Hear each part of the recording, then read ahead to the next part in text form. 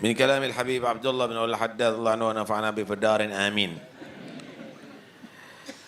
قال رضي الله عنه إذا استمعت بالطبيب فلا تستبعد أن تنال من حكمته شيئا. Jika kamu berkumpul dengan dokter, berbicara masalah kesehatan, berbicara masalah pengobatan, jangan nggak mau dengarkan. Maka jangan kamu menganggap tidak berharga untuk kamu mengambil hikmah dari dia. Ambil hikmahnya supaya sehat. Supaya tahu bagaimana kalau sakit ini, cara mengatasinya, cara mengobatinya, itu adalah penting. Kenapa? Karena badan ini ibarat markub, ibarat kendaraan. Ibarat kendaraan. Kendaraan itu adalah alah liyasilal insan ilal maksud. Satu alat untuk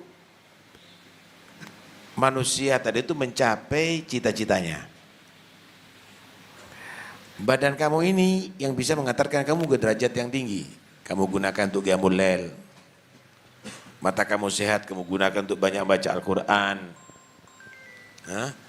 Kemudian telinga kamu sehat, kamu gunakan untuk mendengarkan nasihat-nasihat, ayat-ayat Quran. Kaki kamu gunakan untuk qiyamul lail dan seterusnya. Dengan badan kamu ini matiyah kamu untuk sampai ke derajat yang tinggi di sisi Allah Subhanahu wa taala. Sehat kan? Nanti berangkat ke Mekah, tapi kuda kamu sakit. Kapan sampainya? Kapan sampainya? Pingin wusul ilallah perlu badan yang sehat. Inti sebagai dai perlu badan yang sehat. Inti sebagai muallim perlu badan yang sehat. Inti sebagai thalibul ilm perlu badan yang sehat. Karena itu kalau kamu lagi kumpul sama tabib, jangan kamu tadi itu menjadi orang yang tidak menghargai hikmah yang Allah berikan daripada dia. Naam. Wa qala anhu kana as-sabiqun idza amilu syai'an lid-dunya ja'alu ba'dahu lid-din. Orang dulu itu kalau bekerja maka hasil kerjanya sebagian digunakan untuk agama, diatur prosentase untuk amal solehnya itu ada. Tergantung kekuatan iman. Ada yang membagi 1/4 untuk amal soleh, ada yang separuh, ada yang 2/3 untuk amal soleh, dia ngambil 1/3, ada yang 90% untuk amal soleh. Hanya 10% untuk dia. Tergantung kekuatan. Kenapa? Karena as-guwatus sakha itu as-sakhau ala qadri imanil mar'i billah. Kedermawan itu adalah terukur dengan kekuatan iman daripada manusia kepada Allah Subhanahu wa taala. Kenapa? Karena semakin itu bukhul pada seseorang, semakin orang tadi itu ragu atas domanillah, atas tanggungan Allah Subhanahu wa taala. Karena itu awas, hati-hati. Kalau kepingin berkah begitu.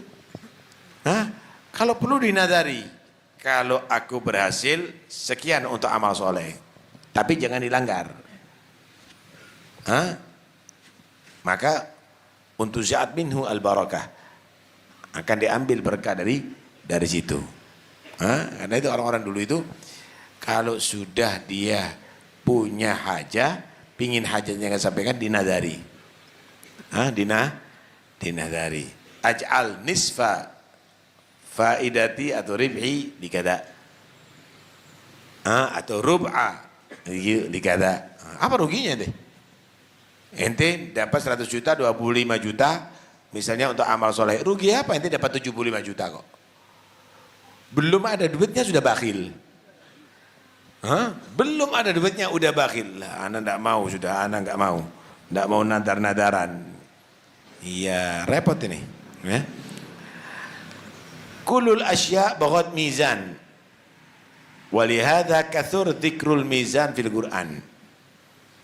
Wa huwa ma'rifatu magadiril asya' bi an tuqabilal khair bisyarr au bil khair li ta'rifa qadrah.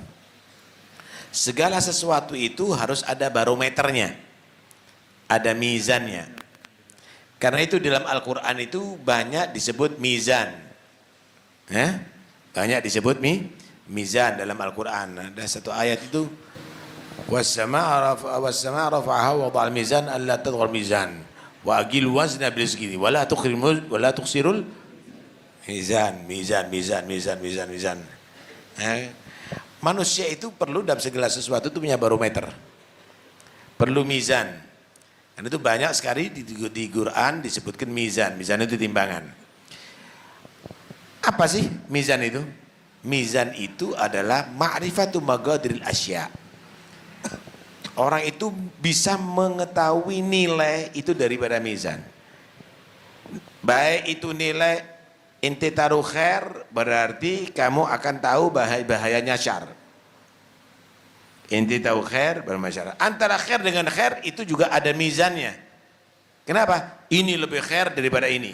Ini lebih baik daripada ini. Pahalanya lebih besar ini. Harus ada mizan. Harus ada mizan. Sehingga kamu itu tidak sampai kamu tadi itu melakukan yang tidak yang syar, karena kamu tugabil, karena kamu timbang dengan al khair. Ataupun kalau beramal sama-sama khairnya, kamu pilih yang paling berbobot, yang paling banyak pahalanya. Ini kalau orang tadi itu muwafaq.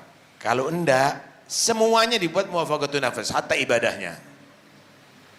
Hatta ibadahnya dibuat muwafaqatun nafas, dan itu sabab adamul qabul. Dan di Ihya itu diceritakan ada seseorang banyak umroh. Satu saat yastadinu min ustadihi an ya'khudha al-umrah. Dia minta izin dari ustadznya untuk melaksanakan umroh. Katanya si ustadz, "Mada taqsidu bil umrah? Wa enti ta'tamir kulla am.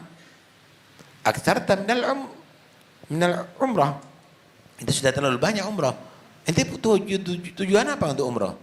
Ya untuk supaya dapat pahala, supaya dapat ridha Allah. Mau enggak ente?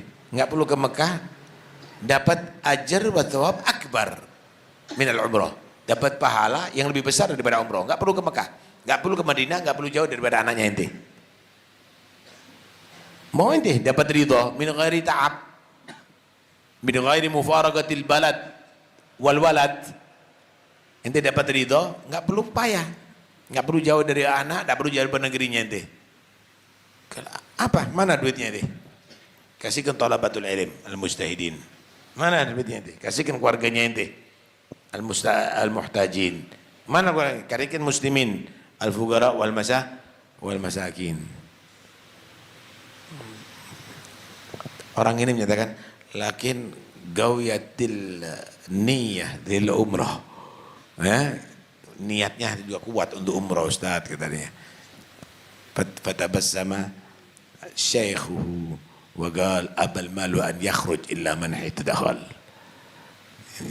Senyum ini Ustaznya sambil menyatakan, iya memang benar, harta itu tidak keluar kecuali sesuai dengan masuknya. Masuk nggak beres, keluarnya nggak beres. Kan seharusnya cari pahala yang lebih besar. Lah kok ini cari pahala yang lebih kecil. Menjes 2 miliar saudara. Padahal ada yang lebih bagus, lebih baik, lebih bergizi, lebih murah. Nggak mau. Begitulah orang yang tidak punya mizan. Orang yang tidak tahu ma'rifatu magadiril asya. Ayah Zahid kalam. Walau yasir.